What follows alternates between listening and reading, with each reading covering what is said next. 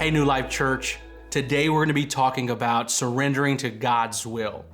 And we're going to be going through the passage found in Luke chapter 22, verses 39 through 46. And if you read the Bible some, this is very familiar because it's right before Jesus is going to go to the cross.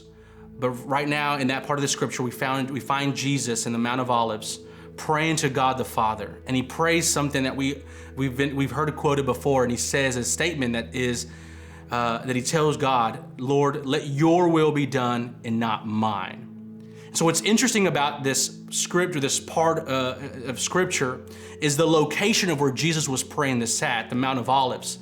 And he was literally at the exit door. If Jesus would have kept walking for less than an hour more, he would have disappeared into the wilderness, and Pontius Pilate would have never been able to find him. But we know that Jesus also prayed a prayer that he taught his disciples that's found in Deuteronomy chapter 6, verses 4 through 9. And so we know that Jesus could have prayed this every single day of his life. And the scripture, early scholars can teach us that it was a prayer or a declaration of them giving the reign to God or surrendering to God's will. And so we know that every day Jesus could have prayed this prayer or did pray this prayer. Every day Jesus prayed this prayer, surrendering his will to God.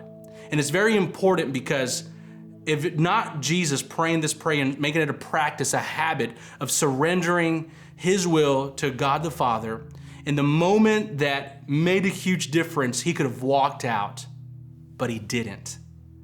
And I think it's important for you and I, because sometimes in our faith journey, in our spiritual walk, we think that it's in the big moments that make the biggest difference. But in reality, if we can focus on every single day, just surrendering to God and taking once or twice a day to read the scriptures and surrender our life to him, that'll make the biggest difference when we have to make a big decision.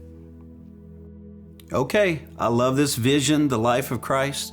I'll never forget, I took the life of Christ in Bible college, and it changed everything that I thought about. It's like the Jesus style of the word. We all need it, and I thank you for joining us.